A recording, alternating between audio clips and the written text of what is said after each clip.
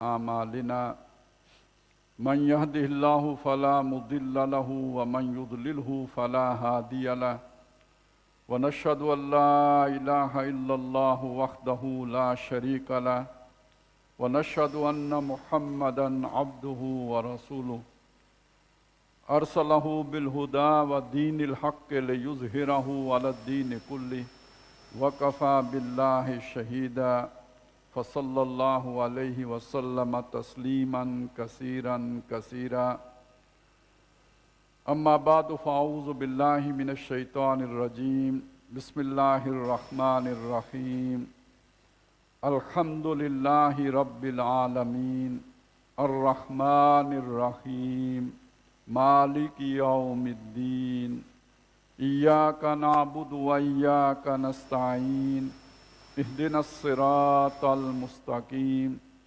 صراط الذين أنعمت عليهم غير المغضوب عليهم ولا الضالين آمين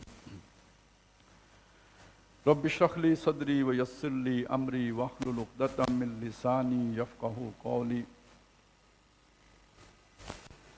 اللهم وفقنا لما تحب وترضى اللهم أرنا الحق حقا وارزقنا اتباعه وأرنا الباطل باطلا وارزقنا اجتنابه آمین یا رب العالمین۔ آج شعبان کی 29ویں شب ہے، بلکہ اب 30ویں شروع ہو گئی ہے، اس لیے کہ اعلان ہو گیا ہے کہ رمضان انشاءاللہ 2 مارچ سے اس کا آغاز ہوگا، یعنی کل روزہ نہیں ہے، لیکن چونکہ ہم نے اعلان کر دیا تھا کہ آج ہم اپنی پہلی نشست یہاں پہ منعقد کریں گے، اگر روزہ ہو گیا کل کا تو پھر تراویح بھی پڑھیں گے اور دورہ بھی شروع کریں گے، اور اگر اتوار پہ بات چلی گئی تو ہم ایک سورہ فاتحہ اور کچھ جو سورہ بقرہ کا جو بھی تقریباً گھنٹہ سوا گھنٹہ کی نشست ہوگی، جتنا حصہ ہم کر سکے وہ آج کر لیں گے، کل کی سہولت ہو جائے گی۔ سال پہلے تقریباً ہم نے سورۃ الناس پہ جا کے اختتام کیا تھا اسی حال میں، آج اللہ نے توفیق دی اور ہم دوبارہ آغاز کر رہے ہیں سورہ فاتحہ سے، تو زندگی گھوم کے پھر وہاں دوبارہ آن پہنچی ہے، یعنی رمضان بھی دوبارہ آ گیا ہے اور ہم بھی لوٹ کے واپس اسی حال میں دوبارہ پہنچ گئے ہیں۔ اللہ کا شکر ہے، اللہ توفیق عطا فرمائے کہ یہ مشکل سر ہو اور ہم پھر ایک دفعہ سورۃ الناس پہ جا کے اختتام کر سکیں، تکمیل کر سکیں۔ سورہ فاتحہ سے قرآن مجید کا آغاز ہوتا ہے، افتتاحی صورت ہے، کھولنے والی ہے، یعنی آغاز کرنے والی ہے، افتتاحیہ ہے یہ، اور یہ قرآن مجید کی پہلی صورت ہے جو نازل ہوئی ہے۔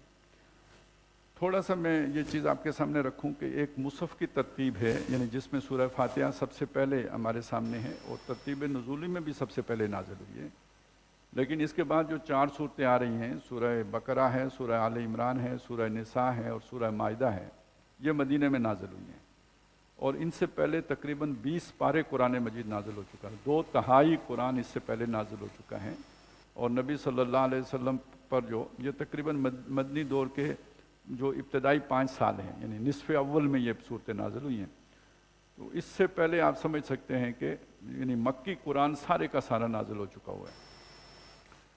تو جب ہم سورہ فاتحہ پڑھتے ہیں تو یہ اس کا اور سورہ بقرہ کے درمیان یہاں ایک صفحے کا فرق بھی نہیں ہے، ایک صفحے پہ ایک ہے تو دوسرے صفحے پہ دوسری شروع ہو جاتی ہے، لیکن ترتیب زمانی کے اعتبار سے دیکھیں تو ان کے درمیان لگ بھگ 13 سے 15 سال کا فرق ہے، تو اس کو ذہن میں ضرور رکھا کریں۔ ایک ترتیب نزولی ہے اور ایک ترتیب مصحف ہے، یہ جو کتاب کی ترتیب ہے یہ اور ہے اور نزول کی ترتیب اور ہے، لیکن سورہ فاتحہ وہ منفرد صورت ہے کہ جو نزولی ترتیب میں بھی اول ہے اور مصحف کی ترتیب میں بھی اول ہے، یہ اس کی ایک خاصیت ہمارے سامنے آئی۔ بعض روایات سے معلوم ہوتا ہے کہ نماز پوری کی پوری در حقیقت سورہ فاتحہ ہی نماز ہے، یا باقی نماز کے جتنے بھی وہ ہیں وہ سورہ فاتحہ کے آداب سمجھ لیں، ارکان جتنے بھی ہیں نماز کے وہ گویا سورہ فاتحہ ہی کے آداب ہیں، بالفاظ دیگر سورہ فاتحہ ہی نماز ہے، اصل صلاۃ جو ہے وہ سورہ فاتحہ ہے۔ یہ جو اس کا مضمون ہے یہ دعائیہ ہے، یعنی ایک جو جس کے دل میں خوف خدا ہو، جسے اللہ نے حکمت عطا کی ہو، وہ شخص اللہ سے دعا مانگ رہا ہے، یہ اس کا انداز ہے۔ لیکن یہ دعا سکھائی کس نے؟ یہ اللہ نے، تو یہ بات ذرا تھوڑی سی سمجھ لیجئے کہ ایک آدمی کے ذہن میں کبھی کوئی خیال آتا ہے لیکن اس خیال کے اظہار کے لیے الفاظ نہیں ملتے، تو ہم کہتے بھی ہیں کہ مجھے اپنے جذبات کے اظہار کے لیے الفاظ نہیں مل رہے کہ میں اپنے خیالات کا اظہار کیسے کروں۔ تو ایسی کیفیت انسان پر طاری ہوتی ہے کہ واقعتاً اسے الفاظ نہیں مل رہے ہوتے کہ جن الفاظ میں وہ اپنی اس کیفیت کا اظہار کر سکے۔ اس کی سب سے نمایاں مثال جو ہے حضرت آدم علیہ السلام سے جب غلطی ہو گئی، وہ دانا کھا لیا، تو اس کے بعد جب وہ توبہ کرنا چاہتے تھے، نادم تھے، شرمندگی تھی، تو الفاظ ان کے جذبات کی عکاسی کے لیے اللہ نے القاء کیے ہیں، جو وہ انہوں نے پڑھا ربنا ظلمنا انفسنا وان لم تغفر لنا وترحمنا لنکونن من الخاسرین۔ تو یہ جاری تو حضرت آدم علیہ السلام کی زبان سے ہوئے، لیکن یہ عطا اللہ نے انہیں کیے کہ ان الفاظ میں اپنے لیے آپ معافی مانگو، تو جذبات ان کے تھے۔ بالکل اسی طرح ایک ایسا شخص جسے ہم اولو الالباب کہتے ہیں، یعنی وہ لوگ جنہیں قرآن عقل مند مانتا ہے، ان کے دل کے جو جذبات ہیں ان کی ترجمانی سورہ فاتحہ میں کی گئی ہے۔ یہ اولو الالباب کے لفظ کو بھی سمجھ لیں۔ لب کہتے ہیں گری کو، یعنی جیسے کسی بیج کے اندر جو گری ہوتی ہے، بادام کے اندر گری ہے، وہ اس کا لب ہے۔ انسان کا وہ لب اس کی عقل ہے، اس لب کی جمع الباب ہے، یعنی گری والے، یعنی عقل والے، مغز والے، اور یعنی وہ لوگ کہ جنہیں ہم عقل مندوں میں شمار کر سکتے ہیں۔ ہم یہ دیکھتے ہیں دنیا میں، ہمارا مشاہدہ ہے کہ بہت ہی عقل مند لوگ وہ ہوتے ہیں کہ جو دنیا داری میں سب سے آگے ہوتے ہیں۔ ہم سمجھتے بھی ہیں بہت سیانے لوگ ہیں، انہیں بہت ہی جو ہے نا جہاں دیدہ آدمی سمجھا جاتا ہے، لیکن دین کی الف بے کا ان کو پتہ نہیں ہوتا۔ تو کیا قرآن ان کو عقل مند مانتا ہے؟ نہیں مانتا۔ قرآن کا جو عقل مند کا لفظ ہے یا اولو الالباب کے الفاظ ہیں، یہ اس کی اپنی ایک جو ہے وہ اصطلاح ہے، اور یہ در حقیقت کن لوگوں کے لیے آئی ہے؟ اگر خود قرآن مجید ہی کے الفاظ سے ہم اس بات کو سمجھنا چاہیں تو اللہ تعالیٰ نے اسے سورہ کاف میں کے آخری رکوع میں بیان کیا ہے، ان فی ذالک لذکریٰ لمن کان لہ قلب او القی السمع وہو شہید، جس میں یہ دو کیفیات ہوں۔ وہ پہلی بات تو یہ ہے کہ اس کا دل ہو، اور دوسری بات یہ ہے کہ وہ کان لگا کے سنتا ہو، توجہ سے، توجہ مرتکز کر کے بات کو سننے والا ہو، گواہ ہوتے ہوئے، یعنی پوری طرح اپنی توجہ کو فوکس کر کے سننے والا ہو۔ تو جو یہ وہ اولو الالباب ہیں جو قرآن مجید جن کو خطاب کرتا ہے۔ اب یہ دل سے مراد کیا ہے؟ یہ دل سے مراد یہ ہے کہ یوں سمجھ لیجئے کہ انسان کے اندر باطن میں اللہ تعالیٰ نے ایک اپنے پیغام کو سمجھنے والی صلاحیت اس کے اندر ودیت کی ہے۔ آپ اسے یہ بھی کہہ سکتے ہیں ایک چپ لگا دی ہے، آپ اسے یہ بھی کہہ سکتے ہیں کہ ایک سافٹ ویئر انسٹال کیا ہے جو اللہ کے پیغام کو ریسیو کرتا ہے، ریسیپینٹ ہے اللہ کے اس پیغام کا۔ ایک ڈیوائس ہے جو ہمارے اندر موجود ہے جو اللہ کے پیغام کو سمجھ سکتی ہے، وہ انسانی روح ہے۔ وَنَفَخْتُ فِيهِ مِن رُوحِي، یہ کلام بھی اللہ کے پاس سے آیا، وہ روح بھی اللہ کے پاس سے آئی، تو وہ اللہ کے پیغام کو سمجھتی ہے۔ تو جس کے سینے میں وہ روح موجود ہو، زندہ، اللہ نے ودیت کی ہو، پہلی بات یہ ہے، اور نمبر دو یہ کہ وہ مر نہ گئی ہو، پرورٹ نہ ہو گئی ہے، کرپٹ نہ ہو گئی ہو، وہ اپنی اصل پر قائم ہو۔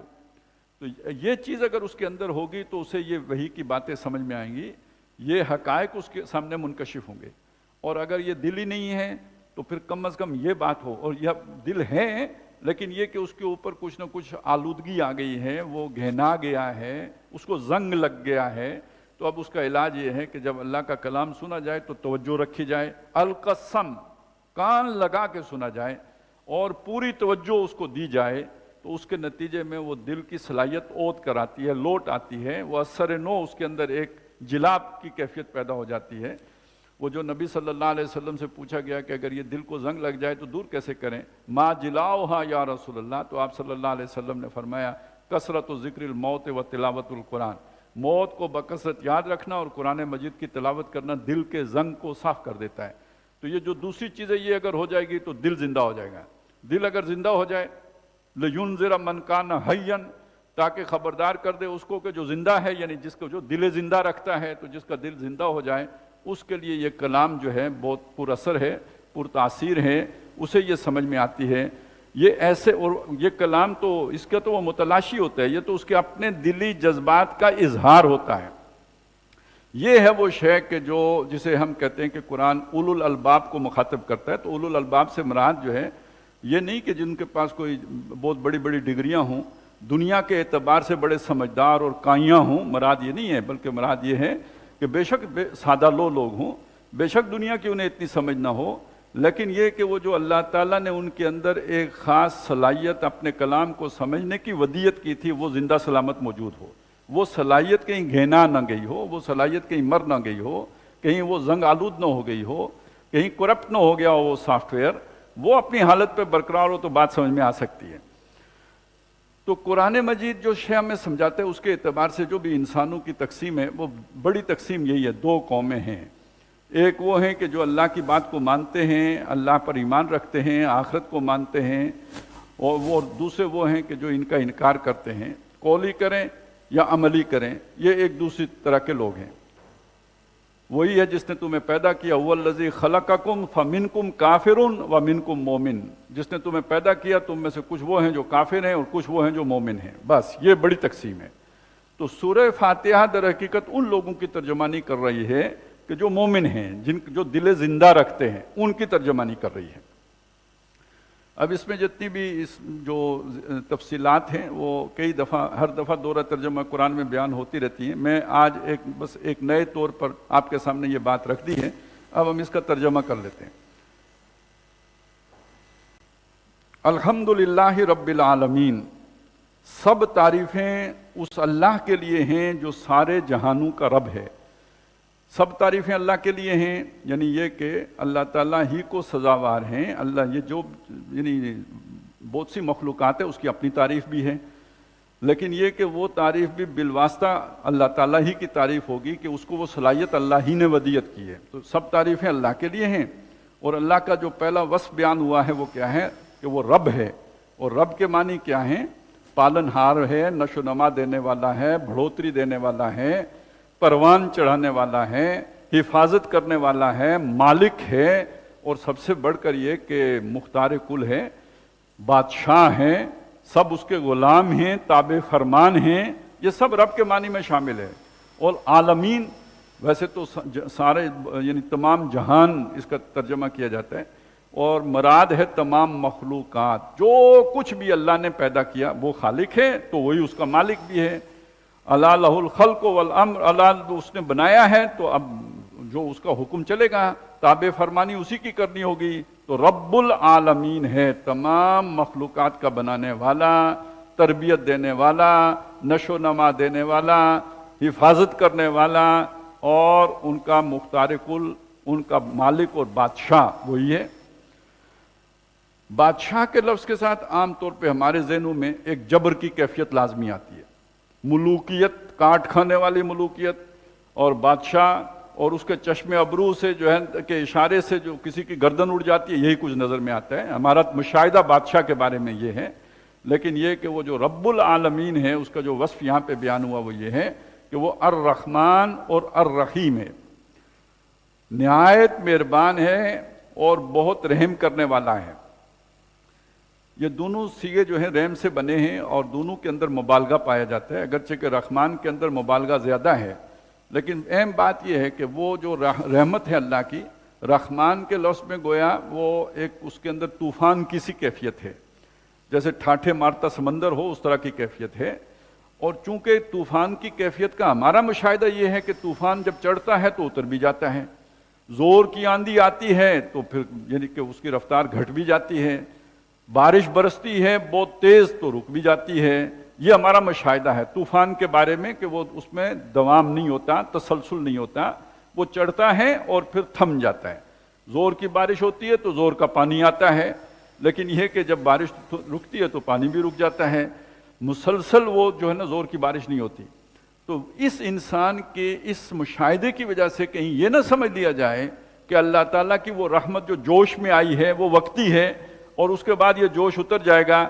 الرحیم کا لفظ یہ بتاتا ہے کہ نہیں، وہ اسی جوش پر برقرار رہتی ہے، اس میں کبھی کمی نہیں ہوتی، وہ کبھی اس جو طوفان کی کیفیت کے اندر کوئی جو ہے نا وہ کمی نہیں آتی، اس میں کوئی زوال نہیں آتا، بلکہ اسی پر برقرار رہتی ہے۔ یہ اصل میں رحیم کا لفظ اس رحمان کی جو وصف ہے، یعنی رحمت پورے جوش پر ہے اور جوبن پر ہے، تو رحیم کا لفظ یہ بتاتا ہے کہ اسی پر برقرار رہتی ہے، کم نہیں ہوتی۔ मालिक यौमिद्दीन, वो बदले के दिन का मालिक है। यानी अब यहाँ मालिक के मानी, इसमें भी मालिक तो वो आज भी है, और बदले के दिन के मालिक का मतलब फिर क्या होगा, उस दिन किसी और के पास कोई इख्तियार नहीं होगा। आज उसने इंसानों को थोड़ा बहुत इख्तियार दिया है। आज कोई फिरौन कह सकता है कि लिमनिल मुल्कुल यौम, आज बादशाही किसकी है? नहीं, ये मेरी बादशाही है। अलैसा ली मुल्को मिस्र, क्या मेरे लिए मिस्र की बादशाही नहीं है? आज कोई फिरौन ये कह सकता है, लेकिन उस दिन अल्लाह ही है जो कहेगा कि आज बादशाही किसकी है। लिल्लाहिल वाहिदिल कहार, तो उस दिन वो बादशाही अल्लाह अकेले की होगी, जो सब पर छाया हुआ होगा, उसी की बादशाही होगी। तो इसमें असल में जो बताया जा रहा है कि सब उसके काबू में होंगे, सब उसकी गिरफ्त में होंगे, सब उसकी पकड़ में होंगे, और वो उस दिन अदल फरमाएगा। बादशाह है, मालिक है, तो वो अदल करेगा उस दिन, सबके दरमियान इंसाफ के साथ फैसले कर दिए जाएंगे। वकुज़ी अल अम्रु बिल हक, और फैसला कर दिया जाएगा इंसाफ के साथ, पूरे पूरे हक के साथ, किसी के साथ कोई ज्यादती नहीं होगी। वला यज़लिमु रब्बुका अहदा, तेरा रब किसी के साथ ज्यादती नहीं करेगा, सबके साथ अदल होगा, इंसाफ कर दिया जाएगा। तो गोया इस मालिक होने का ताल्लुक जो है ऊपर जो रब्बुल आलमीन आया था उसके साथ है। अल्लाह ने सारी मखलूकात बनाई है, उसमें से इंसान को अल्लाह ने दुनिया में इख्तियार दिया है, यहाँ उसे भेजा है इम्तिहान के लिए। वो जो बदले का दिन है, उस दिन उसका उस इम्तिहान का फैसला हो जाएगा, पास हुआ फेल हुआ, और उस अदालत में न किसी की सिफारिश चलेगी, ना किसी की धौंस धांधली चलेगी, ना किसी की रिश्वत चलेगी, ना किसी से कोई बदला वसूल किया जाएगा, बल्कि यह कि पूरे अदल के साथ उस दिन फैसला कर दिया जाएगा। अब यह है एक तारुफ, मुख्तसर तरीन तारुफ जो अल्लाह ताला का कुरान मजीद करा रहा है। देखें, मार्फत बड़ी अहम है, अल्लाह की मार्फत होनी चाहिए, लेकिन ये मार्फत हमें कैसे हासिल होगी? अल्लाह की पहचान हमें कहाँ से मिलेगी? ये कहीं खो में घुस के किसी पत्थर पर तवज्जो फोकस करने से तो अल्लाह की मार्फत हासिल नहीं हो सकती। ये किसी कहीं दरख्तों के झुंड में बैठ के तो अल्लाह की मार्फत तो हासिल नहीं हो सकती। अल्लाह की मार्फत हासिल होगी अल्लाह के अपने कलाम से। अल्लाह खुद अपना तारुफ पेश कर रहा है, वो खुद बता रहा है मैं क्या हूँ, मेरी सिफात क्या है, मेरी कुदरत क्या है, मेरा कमाल क्या है। जब वो खुद बता रहा है तो उस पर गौर व फिक्र करें, आपको अल्लाह की मार्फत हासिल होगी। तो ये जो पहली 3 आयात हैं, 4 आयात, इसमें अल्लाह ताला की एक पहचान है जो करा दी गई है। बाकी आगे भी कुरान मजीद में जा बजा तकरीबन हर सतर में अल्लाह की पहचान कराई गई है, तारुफ कराया गया है, अल्लाह की मार्फत बयान की गई है। तो ये बात आज ही हम समझ लें कि अल्लाह ताला की मार्फत का सबसे मुस्तनद जरिया जो है वो अल्लाह का कलाम है, अल्लाह की किताब है। तो ये अल्लाह का तारुफ है।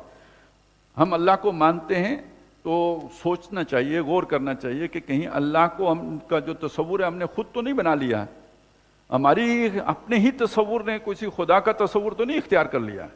तो उस अल्लाह को माने जो मोहम्मदुर रसूलुल्लाह सल्लल्लाहु अलैहि वसल्लम जिस पर ईमान लाए हैं, तो वो है कि जिसका तारुफ वो खुद करा रहा है। तो अपना जो भी आपका तसव्वुर है उसे एक तरफ रखें, जो कुरान अल्लाह का तसव्वुर पेश कर रहा है उसको माने, उसे तस्लीम करें। आमनतु बिल्लाहि कमा हुआ बिअस्माइही व सिफातिही, मैं ईमान लाया अल्लाह पर जैसे वो अपनी अस्मा व सिफात से जाहिर है। तो यहां तक तो अल्लाह का तारुफ हो गया। अब इससे अगली बात क्या है कि इसका नतीजा क्या निकलना चाहिए, इसका अमली तकाजा क्या है। इंसान अगर ये अल्लाह को मान ले जो ये 4 आयात में आया है, तो उसके बाद अब इंसान का तर्ज अमल क्या होना चाहिए।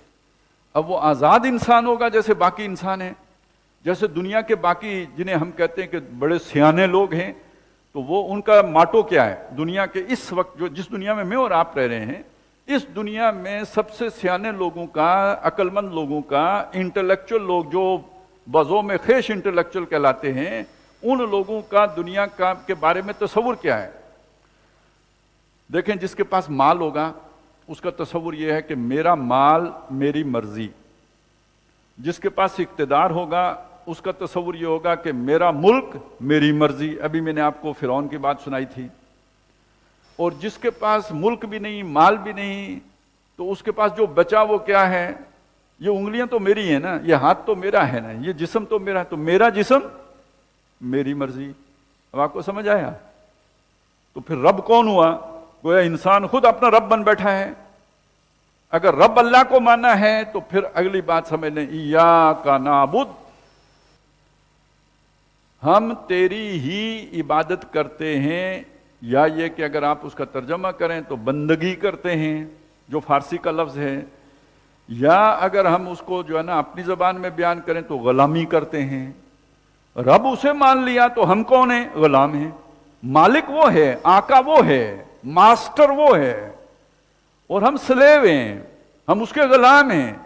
تو اس کا مطلب ہے اپنے آپ کو غلامی کی سطح پر رکھا تو اسے رب مانا، اور اگر اپنی مرضی چلائی تو پھر اس کو تو رب نہیں مانا، پھر تو آپ نے اپنی خواہشوں کو اپنا رب بنا لیا ہے۔ افرائیت من اتخذ الہہ ہواہ، آپ نے اس شخص کو دیکھا جس نے اپنی خواہش نفسی کو اپنا الہ بنا کے رکھا ہوا ہے۔ یہ ہے وہ چیز جسے سمجھنے کی ضرورت ہے کہ ایاک نعبد و ایاک نستعین جو ہے، ایاک نعبد ہم تیری ہی عبادت کرتے ہیں، بندگی کرتے ہیں، غلامی کرتے ہیں، یہ نتیجہ ہے اللہ کو رب ماننے کا۔ اور اگر یہ کیفیت نہیں ہے، غلامی مکمل نہیں ہے، یا غلامی کے اندر ڈنڈی ماری جا رہی ہے، جیسے آگے ہم پڑھ لیں گے، تو اس سے پھر یہ مطلب نکلا کہ آپ نے رب نہیں مانا، کیونکہ رب ماننے کا مطلب ہے ٹوٹل اوبیڈینس، اطاعت کلی، ہر حکم ماننا پڑے گا، تب آپ غلام ہیں۔ غلام کی آزاد مرضی تو نہیں ہوتی کہ وہ کوئی احکام مانے اور کوئی احکام نہ مانے۔ ویسے بھی منطقی طور پر بھی آپ اگر تجزیہ کریں تو آپ کو اگر 10 احکام ملے ہوں کسی ہستی کی طرف سے، کسی اتھارٹی کی طرف سے، اور اس کے بعد آپ ان میں سے گن کے شمار کر کے اور کہیں میں 8 مانوں گا 2 نہیں مانتا، تو ذرا آپ تجزیہ کریں نا، فائنل اتھارٹی کس کے پاس ہے ماننے اور نہ ماننے کی؟ اس کی اتھارٹی تو نہیں رہی۔ اگر اتھارٹی اس کے پاس ہے جس نے 10 احکام دیے تھے تو آپ کو 10 کے 10 ماننے ہوں گے، لیکن اگر آپ کہتے ہیں نہیں میں دیکھوں گا ان میں سے کون سے ماننے والا ہے کون سا ماننے والا نہیں ہے، اور کون سا مان سکتا ہوں اور کون سا نہیں مان سکتا، تو اس کا مطلب اختیار تو آپ کے پاس ہے، آپ نے اسے رب نہیں مانا ہے۔ تو اگر رب مانا ہے تو پھر یہ اس کا لازمی نتیجہ ہے، تیری ہی بندگی کرتے ہیں۔ اب یہ غلامی یا بندگی کا مطلب کیا ہے؟ کیونکہ یہ ہمارے الفاظ ہیں، ان کے اندر کچھ خامی بھی ہے، نقص بھی ہے۔ تو سب سے بڑا نقص یہ ہے کہ جب غلامی جو کی جاتی ہے مجبوراً کی جاتی ہے۔ کوئی آدمی خوشی سے کسی کا غلام نہیں بنتا۔ ہاں کسی سے بہت زیادہ محبت ہو جائے، کوئی لیلا مجنو والی کہانی بن جائے تو اس میں کسی کی بات جو ہے نا وہ خوشی سے مانی جاتی ہے، وہ ایک علیحدہ مسئلہ ہے۔ لیکن عام طور پہ جو دنیا میں غلامی کا تصور ہے وہ یہی ہے کہ مجبوراً کسی کی اطاعت کرنی پڑتی ہے۔ انگریز آ گئے ہندوستان میں، انہوں نے ہمارے اوپر جو ہے نا وہ فتح حاصل کر لی، ہم مجبور ہو گئے ہندوستانی اور ان کے غلام ہو گئے۔ 100 سال تک انہوں نے تخت دہلی کے اوپر قبضہ کر کے رکھا اور ہندوستان کے اوپر حکومت کرتے رہے، مجبوری تھی۔ اب وہاں مصر میں فرعون نے بنی اسرائیل کو اسی طرح مجبوراً اپنا غلام بنا کے رکھا ہوا تھا۔ تو جہاں جہاں کوئی غلام ہوتا ہے وہ مجبوراً ہوتا ہے۔ تو پہلی بات یہ دل سے نکال دیجئے، اللہ تعالیٰ جس غلامی کا تقاضا کرتا ہے وہ مجبوری کی غلامی نہیں ہے، بلکہ وہ الحمد کے نتیجے کی غلامی ہے۔ یہ جو ہے نا سب تعریفیں اللہ کے لیے ہیں، تو ان تعریفوں کے اندر ایک چیز اور بھی شامل ہے، سارا شکر اللہ کے لیے ہے، اس لیے کہ سارے احسانات جو ہمارے اوپر ہیں، ہماری زندگی برقرار رکھنے کے لیے جتنی کچھ نعمتوں کی ہمیں ضرورت تھی وہ سب کے سب کس نے ہمیں دی ہیں؟ اللہ نے دی ہیں۔ یہاں تک کہ جو انسان بھی ہے، مطلب ماں باپ ہیں، بہن بھائی ہیں، جو ہماری زندگی میں ہمارے معاون ہیں، ظاہری طور پر ہم دیکھتے ہیں تو وہی اس کا ذریعہ بنتے ہیں، ان کے اندر بھی، ماں کے اندر یہ شفقت اور محبت اولاد کی کس نے رکھی ہے؟ باپ کے اندر یہ جذبہ ایثار کس نے رکھا ہے کہ وہ اپنا نوالا اپنے اولاد کو کھلاتا ہے؟ یہ در حقیقت اللہ تعالیٰ ہی کا احسان ہے کہ اس نے انسانوں کے اندر یہ کیفیات رکھی ہیں۔ تو آخری احسان کس کا؟ سب سے بڑا احسان کس کا؟ اللہ کا۔ تو وہ اس کا شکر، اس کا تقاضا کیا ہے؟ ہم اپنی مرضی سے، اپنی خوشی سے اس اللہ کی محبت میں یا اس کی شکر گزاری کے جذبے کے تحت اپنی گردن اس کے احکام کے تابع کرتے ہیں، اس کے آگے سر طاعت خم کرتے ہیں۔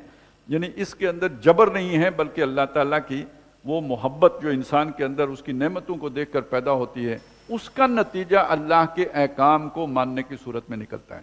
یعنی یہاں پہ وہ غلامی جبر کی نہیں بلکہ اپنی مرضی سے، گویا میرا جسم میری مرضی سے اللہ کا غلام، میری اپنی مرضی بھی اللہ کی مرضی کے تابع، کیونکہ وہ میرا محسن ہے، منعم ہے، اسی نے مجھ پر یہ احسانات کیے ہیں، یہ سب کچھ مجھے اس نے دے رکھا ہے، تو میرا سب کچھ اس کا۔ انا للہ و انا الیہ راجعون۔ تو ایاک نعبد و ایاک نستعین، اور اسی سے مدد مانگتے ہیں۔ اب یہ مدد ایک تو اس عبادت کے لیے بھی درکار ہے، کیونکہ اس عبادت کے راستے میں بہت سی رکاوٹیں ہیں، اور نفس کی خواہشات ہیں، شیطان کی جو ہے نا اس میں ریشہ دوانیاں ہیں، معاشرے کا دباؤ ہے، یہ سب کچھ برداشت کرتے ہوئے اس رستے پہ صراط مستقیم پہ چلنا کوئی آسان کام نہیں ہے۔ تو اس کے لیے بھی مدد درکار ہے کہ اللہ تعالیٰ انگلی پکڑ کے ہمیں اس پر یعنی اس عبادت کے رستے پہ چلائے۔ اور دوسری بات یہ ہے مدد اس کے لیے بھی چاہیے کہ یہ جو ہم نے جو کام ہم نے اختیار کیا ہے، اس کام کے لیے جو ضروری وسائل ہیں وہ بھی کس نے دینے ہیں؟ اللہ ہی نے عطا کرنے ہیں، تو وہ بھی مدد درکار ہے۔ جو مشکلات ہیں ان کو رفع کس نے کرنا ہے؟ وہ بھی اللہ ہی نے کرنا ہے، تو وہ مدد بھی درکار ہے۔ تو استقامت کے لیے بھی اللہ کی مدد چاہیے، اس رستے میں رکاوٹیں دور کرنے کے لیے بھی اللہ کی مدد چاہیے، بلکہ یہ کہ انشراح صدر کے لیے بھی اللہ کی مدد چاہیے۔ کام ہے سامنے، وہ کام کرنے پہ دل آمادہ ہو جائے، پوری آمادگی کے ساتھ وہ کام کیا جائے، وہ بھی اللہ کی مدد کے بغیر نہیں ہو سکتا۔ توفیق نہیں مل سکتی اللہ جب تک توفیق نہ دے، وہ کام کرنے کے لیے انسان کے اندر جذبہ نہیں پیدا ہو سکتا۔ تو ہر اعتبار سے اللہ کی مدد درکار ہے۔ اچھا، اب اس عبادت کے حوالے سے یہ بات بھی ذہن میں رکھیں، جہاں ایک طرف محبت کی بات ہے تو دوسری طرف ایک بات یہ ہے، جیسے پہلے بھی بات آ گئی کہ یہ اطاعت عبادت تب بنے گی جب کلی ہو۔ اگر آدھی اطاعت ہے، جسے ہم کہتے ہیں آدھا تیتر آدھا بٹیر ہے، تو اس سے پھر عبادت نہیں مانا جائے گا، بلکہ یہ کہ اس پر اللہ تعالیٰ کا غضب اترتا ہے۔ یہ قرآن مجید سے ثابت ہے کہ تم آدھی باتیں مانتے ہو اور آدھی نہیں مانتے۔ افتؤمنون ببعض الکتاب وتکفرون ببعض فما جزاء من يفعل ذلك منكم الا خزي في الحیاۃ الدنیا ویوم القیامۃ یردون الی اشد العذاب۔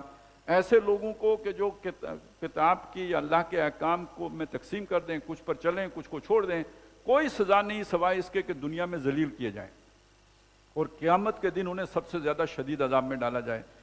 تو یہ جو کیفیت ہے گویا نفاق کی کیفیت ہے۔ وَمِنَ النَّاسِ مَن يَعْبُدُ اللَّهَ عَلَىٰ حَرْفٍ، لوگوں میں وہ بھی ہیں جو اللہ کی عبادت تو کرتے ہیں مگر کنارے کنارے کرتے ہیں، یعنی وہ سارے خطرات مول لینے کے لیے تیار نہیں ہوتے۔ ادخلوا فی السلم کافہ کی کیفیت نہیں ہوتی، ہر حکم مانیں گے یہ کیفیت نہیں ہوتی، بلکہ کچھ مانتے ہیں کچھ نہیں مانتے۔ کون سے مانتے ہیں؟ جو آسان ہوتے ہیں، جن میں تکلیف نہیں آتی، جن میں گزن نہیں پہنچتی، جن میں کانٹا نہیں چبھتا، وہ مانتے ہیں، اور جن میں ذرا کوئی انہیں تپتی ہوا کا خوف ہو وہ چھوڑ دیتے ہیں، اس کے نزدیک نہیں جاتے، وہ کہتے ہیں یہ بہت مشکل ہے۔ تو یہ جو کیفیت ہے یہ نفاق کی کیفیت ہے، اور اس کا نتیجہ کیا ہے؟ دنیا میں ذلت و رسوائی، اور آخرت میں سب سے نچلے گڑھے میں جانا، سب سے شدید عذاب۔ یعنی وہ جو منافقین کو ہوگا نا پھر درک الاسفل من النار ہوں گے، تو اس گڑھے میں گرنے کا امکان۔ تو دوسرا تقاضا یہ ہے۔ تیسرا، اسی میں ایک چیز یہ بھی سمجھ لیجئے کہ چونکہ ایاک نستعین بھی درحقیقت جو آیا ہے نا، اسی سے دعا مانگتے ہیں، اسی سے مدد مانگتے ہیں، تو یہ بھی عبادت ہی کا تقاضا ہے۔ یعنی یہ کہ اگر ہم اللہ کی عبادت کر رہے ہیں تو اس کا لازمی مطلب یہ ہے کہ اللہ تعالیٰ سے ہمارا مخلصانہ رشتہ اور تعلق قائم ہے، خلوص سے عبادت کر رہے ہیں، تو اب ہمیں اپنی ضروریات کے لیے کسی اور کی طرف دیکھنے کی ضرورت نہیں ہوگی۔ ہمارے اندر سے کیوں اللہ کی عبادت کیوں کر رہے ہیں؟ اس نے ہمیں یہ سب کچھ دیا، جو مزید چاہیے کون دے گا؟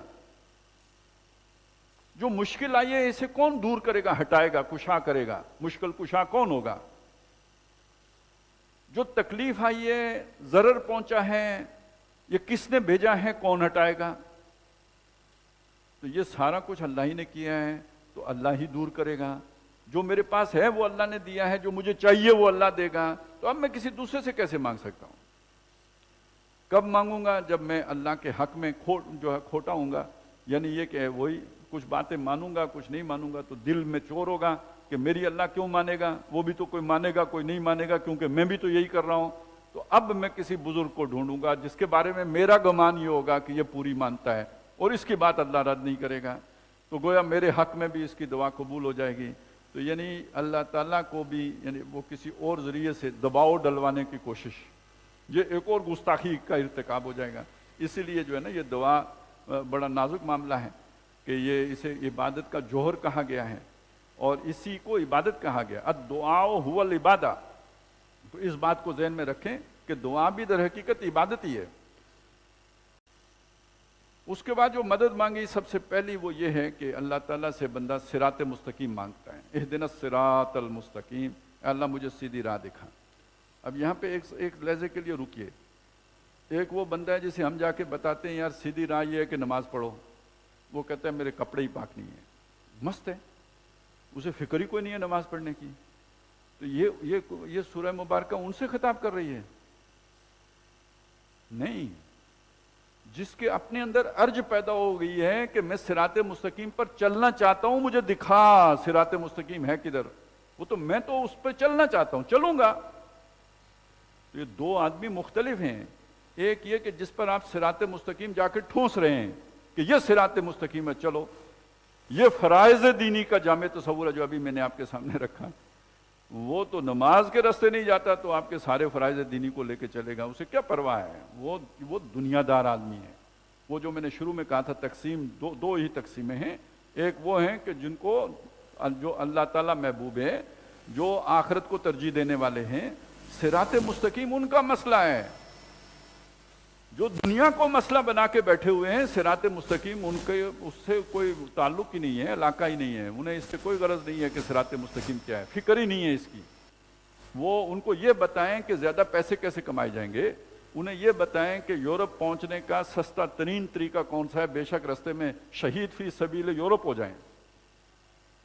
یہ روز جو آپ سنتے ہیں کشتی ڈوب گئی، کشتی تر گئی، تو یہ کیا ہوتا ہے؟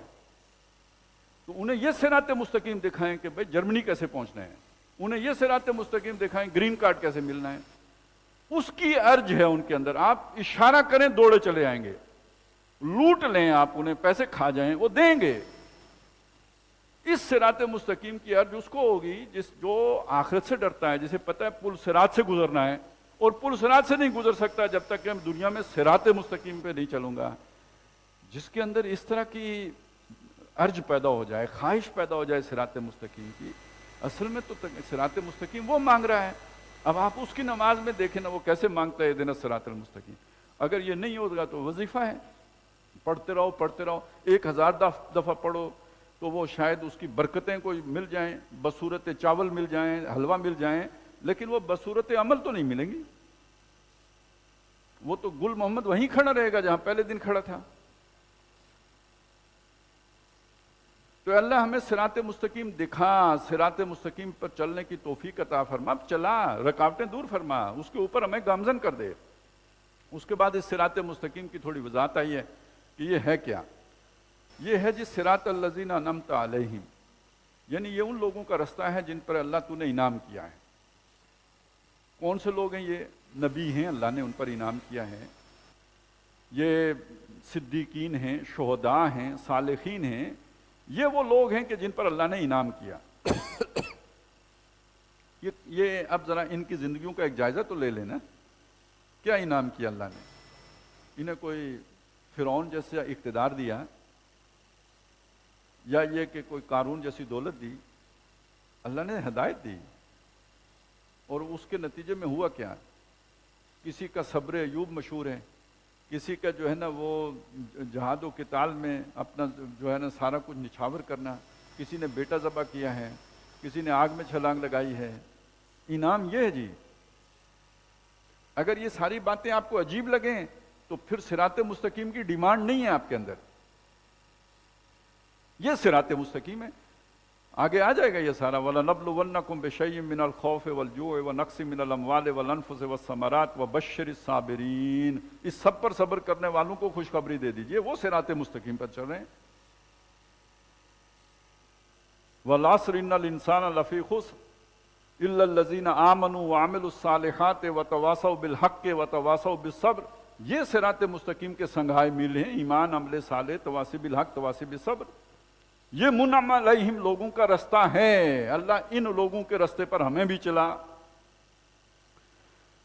تو یعنی صراط مستقیم وہ رستہ کہ جن لوگوں پر، ان لوگوں کا رستہ کہ جن پر تیرا انعام ہوا، غیر المغضوب علیہم، ان پر تیرا غضب نہیں ہوا، ولضالین، وہ گمراہ نہیں ہوئے، سیدھی راہ پر رہے۔ گمراہ جن کی راہ بھٹک گئی ہو، یا راہ سے جو بھٹک گئے ہوں، اور اس کے مقابلے میں راہ یاب وہ لوگ کہ جو اس رستے پہ چلے ہوں، مشکلات برداشت کی ہوں، تکلیفیں برداشت کی ہوں، قربانیاں دی ہوں، آخرت کو ترجیح دی ہو، یہ وہ لوگ ہیں کہ جو منعم علیہم ہیں، ان پر اللہ تیرا غضب نہیں ہوا بلکہ تیرا احسان ہوا۔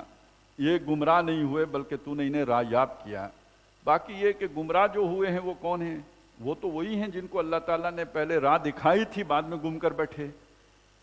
غضب کن پر ہوا؟ غضب وہ ان پر ہوا کہ جنہیں راہ آج بھی معلوم ہے کہ صحیح رستہ کون سا ہے، پھر بھی الٹے رستے پر چلتے ہیں، ان پر اللہ کا غضب ہوا۔ آگے ان کی مثالیں آ جائیں گی۔ اصل میں یہ ذہن میں رکھیں، یہ سورہ فاتحہ جو ہے نا، یہ افتتاحیہ اس معنی میں ہے کہ یوں سمجھیے کہ سورہ بقرہ میں آگے جو مضمون آ رہا ہے اس کے اہم نکات اس سورہ مبارکہ میں آ گئے ہیں۔ یہ صراط مستقیم والے کون ہیں؟ اب یہ آپ دیکھیں گے سورہ بقرہ میں ان کا ایک نقشہ ہے، پہلے رکوع میں ہی آ جائے گا نصف اول میں کہ یہ صراط مستقیم والے ہیں، پھر وہاں رکے گا نہیں، پھر آگے چلے گا، بلکہ سورہ بقرہ کا جو نصف آخر ہے، یہ تقریباً 19ویں رکوع سے آپ شروع کریں آخر تک چلے جائیں تو وہ صراط مستقیم کا ایک ابتدائی خاکہ ہے جو دے دیا گیا ہے۔ سورہ آل عمران کے آخری 10 رکوعوں میں ان کی قربانیوں کا ایک نقشہ ہے جو پیش کر دیا گیا ہے غزوہ احد کے تناظر میں، یہ صراط مستقیم ہے۔ اس طرح کی قربانیاں ہیں جو لوگوں نے دی ہیں، 70 شہید ہوئے ہیں، اس کے بعد بھی ولا تہنوا ولا تحزنوا وانتم الاعلون پہ گامزن رہے ہیں۔ اور وہ کتنے ہیں جو نبی جن کے ساتھ قاتل معہ ربیون کثیر، اور فما وہنوا وما، وہ ان پر کوئی وہ نہ وہ سست پڑے، نہ انہوں نے کوئی اس پر جو ہے نا اللہ کی راہ میں پس و پیش کیا، اور یہ کہ وہ اللہ کی راہ میں لڑے۔ یہ لوگ ہیں کہ جو صراط مستقیم پر گامزن ہیں۔ یہ سورہ آل عمران کے آخری 10 رکوع میں آپ کو مل جائے گا۔ سورہ نساء، سورہ مائدہ میں جو شریعت دی گئی ہے، شریعت کا کیا مطلب ہے؟ وہ رستہ جس پر چلنا ہے، تو وہی تو صراط مستقیم ہے، اس کی تکمیل ان 2 صورتوں میں ہوئی ہے۔ مغضوب علیہم کون ہے؟ ویسے تو ابو جہل بھی مغضوب، اس پر بھی اللہ کا غضب ہے، وہ مکے میں گزر گئے۔ تو سورہ بقرہ کے پہلے رکوع کے دوسرے حصے میں انہی لوگوں کا ذکر آ گیا، ان الذین کفروا سواء علیہم انذرتہم ام لم تنذرہم لا یؤمنون۔ لیکن یہ کہ خاص طور پر جن لوگوں کا ذکر ہے وہ کون ہے؟ وہ یہودی ہیں جنہیں صحیح رستہ معلوم ہے، یعرفونہ کما یعرفون ابناءہم، معلوم ہونے کے بعد بھی، اور من و سلوہ کے مقابلے میں جو ہے نا وہ ترکاریاں اور یہ سبزیاں ان کو ترجیح دینے والے بھی، اتستبدلون الذی هو ادنی بالذی هو خیر اہبطوا مصرا فإن لکم ما سألتم وضربت علیہم الذلۃ والمسکنۃ وباؤوا بغضب من اللہ، اللہ کا غضب کما کے لوٹے۔ کیوں؟ صحیح رستے کو چھوڑ کر غلط رستے پر چڑھے، جبکہ صحیح رستے کو جانتے تھے۔ یہ تو ہو گئے مغضوب علیہم، ان کی کچھ مثالیں ہو گئی۔ تو اس کا کیا مطلب ہے؟ مسلمان مغضوب علیہم نہیں ہو سکتے۔ اگر یہودیوں کا طریقہ اختیار کریں گے تو یہ بھی انہی میں پھر اسی غضب کا شکار ہو جائیں گے، بلکہ یہودیوں کے ہاتھوں ہی ان پر غضب ٹوٹ سکتا ہے، جیسے کہ آج ٹوٹ رہا ہے۔ اللہ کی سنت میں تو، طریقے میں تو، اصول میں تو کوئی تبدیلی نہیں ہوتی۔ یہ پوری سورہ بقرہ میں آپ کو مل جائے گا، پھر سورہ آل عمران میں مل جائے گا، سورہ نساء، سورہ مائدہ میں پھر بار بار ملے گا۔ تو ان صورتوں میں مغضوب علیہم کا بھی درجہ بدرجہ مضمون اپنے کمال کو پہنچا ہے۔ اور ضالون کون ہیں؟ یہ عیسائی ہیں، نصارہ ہیں۔ تو ان کا معاملہ بھی ہے، آپ کو سورہ بقرہ میں تو خیر نہیں ملتا، لیکن یہ کہ بہت مختصر ہے، لیکن سورہ آل عمران میں تو خطاب ہی ان سے ہے پہلے حصے میں، اور پھر سورہ نساء میں اور سورہ مائدہ میں بھی ذکر آیا ہے، آخر میں جا کے حضرت عیسیٰ علیہ السلام کا ذکر کیا گیا ہے۔ تو یہ جو اگلی 4 صورتیں ہیں، یہ یوں سمجھیے کہ سورہ فاتحہ کے یہ جو مضامین ہیں، خاص طور پہ جو صراط مستقیم سے متعلق، مغضوب علیہم لوگ کون ہیں اور یہ جو ضالین کون ہیں، یا یہ جو 3 گروہ آ گئے، منعم علیہم اور مغضوب علیہم اور ضالون، یہ جو 3 گروہ ہیں، ان کی تشریح یا یہ کہہ لیجئے کہ ان کو اچھی طرح سے کھول کے بیان کیا گیا ہے کہ کون لوگ ہیں۔ اب یہ تھوڑا سا ہم سورہ بقرہ کے بارے میں بھی تھوڑا یعنی کچھ گفتگو کر لیتے ہیں، ترجمہ کل ہی کریں گے، آج ذرا اس کا تھوڑا سا جائزہ لے لیتے ہیں، ہمارے پاس جو بھی تھوڑا وقت ہے۔ دیکھیں تھوڑا سا تو میں نے آپ کے سامنے یہ 4 صورتوں کا ایک تعارف پیش کر دیا۔ یہ ہیں مدنی، اور مدینہ کے نصف اول میں یہ نازل ہوئی ہیں، سن 5 سے پہلے، ہجری سے پہلے نازل ہو گئی ہیں۔ کچھ آیات ہیں جو بعد میں بھی نازل ہوئی ہیں، لیکن یہ کہ بڑا حصہ ان صورتوں کا اسی دور میں نازل ہوا۔ ان میں سے یہ جو سب سے بڑی ہے یہ سورہ بقرہ ہے، اور اس کے بعد جو سورہ آل عمران ہے وہ اور سورہ نساء اور یہ تقریباً برابر ہیں، تھوڑا سا فرق ہے، اور لیکن سورہ آل عمران سورہ بقرہ سے آدھی ہے۔ سورہ بقرہ 40 رکوع ہیں اور 286 آیات ہیں، اور اس کا معاملہ یہ ہے کہ وہ 20 رکوع پر مشتمل ہے سورہ آل عمران۔ یہ جو دونوں صورتیں ہیں، جیسے ابھی آپ کے سامنے یہ بات آ گئی کہ ان کا ایک حصہ وہ ہے جس میں امت مسلمہ سے خطاب ہے، یعنی صراط مستقیم والوں سے، اور ایک ایک حصہ ان دونوں میں وہ ہے کہ جس میں ایک سورہ بقرہ میں خاص طور پہ یہودیوں سے پہلے حصے میں، اور اس کے بعد یہ کہ سورہ آل عمران کے پہلے حصے میں نصارہ سے خطاب ہے، سابقہ اہل کتاب مخاطب ہیں دونوں صورتوں میں۔ ان دونوں صورتوں کے بارے میں نبی صلی اللہ علیہ وسلم کا ایک ارشاد گرامی بھی ہے کہ جو لوگ ان صورتوں سے محبت رکھیں گے تو آخرت میں جب عرش میں کوئی سایہ نہیں ہوگا تو دو بدلیوں کی صورت میں یہ صورتیں نمایاں ہو، ان کے اوپر آ کے سایہ فگن ہو جائیں گی، یعنی انہیں سایہ فراہم کریں گی۔ اب محبت کرنے کا مطلب کیا ہے کہ انہیں سیکھا جائے، پڑھا جائے، سمجھا جائے اور غور و فکر کیا جائے۔ کوشش کریں، آپ ہمت کریں، جو نوجوان ہیں حفظ بھی کر سکتے ہیں اور اس کے بڑے فائدے ہیں۔ آج کل ویسے بھی فتنوں کا دور ہے، آپ کو ایک سورہ کافی نظر آتی ہے، پورا قرآن مجید جو ہے وہ فتنوں سے پناہ دینے کا ذریعہ ہے، اور اس میں سورہ بقرہ کا بہت اہم مقام ہے۔ آپ اگر کسی بھی جو یہ تھوڑا سا عمل وغیرہ سے متعلق ہوتے ہیں نا، تو آپ کو بتائیں گے یہ جو جادو وغیرہ ہوتا ہے، جنات وغیرہ ہوتے ہیں، ان کو بھگانے کا ذریعہ ہے یہ سورہ بقرہ۔ اس کے پہلا رکوع ہے، درمیان آیت الکرسی والا رکوع ہے، پھر آخری رکوع ہے، تو یہ ویسے تو پوری سورہ مبارکہ بھی ہے، تو ان کو آپ حفظ بھی کر سکتے ہیں اور اس سے مصداق بن جائیں۔ اگر آخرت میں دو بدلیوں کی صورت میں یہ سایہ فگن ہو جائیں تو کتنی بڑی کامیابی کی بات ہے۔ ظاہر ہے یہی کیریئر ہے، اصلی کیریئر تو یہی ہے نا، یہ دنیا میں جو کچھ بھی کریں گے یہیں پہ رہ جائے گا، اور اگر تھوڑی سی محنت یہ کر لیں تو یہ بہت فائدہ دے گی۔ اب اس کا جو پہلا حصہ ہے، سورہ بقرہ کا جو پہلا حصہ ہے، اس میں جیسے میں نے آپ کے سامنے یہ بات رکھی تھی کہ اس میں زیادہ تر خطاب جو ہے، پہلے 4 رکوعوں کو چھوڑ دیجئے کہ وہ خلاصہ ہیں مکی قرآن کا، وہ جو 20 پارے ہیں ان کا خلاصہ 4 رکوعوں میں آ گیا ہے۔ یہ پہلے 4 رکوع تو یہ ہیں۔ 5ویں رکوع سے لے کے 15ویں رکوع تک بنی اسرائیل سے خطاب ہے، یعنی یہ کہ جنہیں ہم یہودی کہتے ہیں عرف عام میں، قرآن مجید ان کو بنی اسرائیل بھی کہتا ہے، یہود بھی کہتے ہیں، بنی اسرائیل بھی کہتے ہیں، یعنی یعقوب علیہ السلام کی جو اولاد ہے، 12 بیٹے تھے، ان کے جو 12 قبیلے آگے چلے وہ بنی اسرائیل کہلاتے ہیں، ان سے خطاب ہے۔ اور آگے جو سورہ آل عمران ہے اس میں بھی نصارہ سے خطاب ہے۔ ایک خاص مضمون جو آج کل کے حوالے سے اہمیت رکھتا ہے، ان دونوں صورتوں میں آیا ہے، دعا کیجئے اللہ کرے کہ میں اسے صحیح طرح سے آپ کے سامنے یعنی واضح الفاظ میں پیش کر سکوں ابھی بھی اور ترجمے کے دوران بھی۔ وہ متعلق ہے اس وقت کی جو دنیا کی صورتحال ہے اس سے۔